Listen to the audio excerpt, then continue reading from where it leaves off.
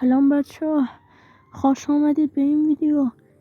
من واسه سیمیون آشغال کثافت کلی ماشین خریدم و پولمو نمیده. منم حالا یه کار میکنم که پولمو بده. کل مغازه‌شو نابود میکنم. کثافت، خب پولمو بده وقتی. آها، خیلی خوب، دیگه بریم. حاجی مغازه سیمیون رو به فنا دادیم. آخرش خسته شده بودم. حالا یه ذره بشینیم اون دیگه چی؟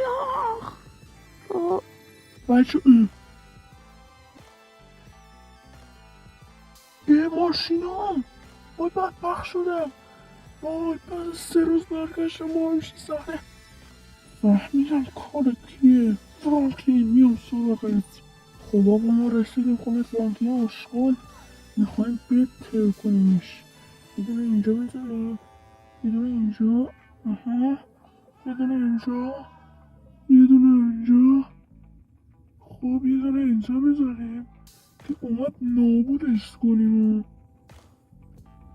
یه دونه اینجا که اگه خواست نکنه بهتره که یه دونه اینجا میزنیم، چند تا هم زیر تختش.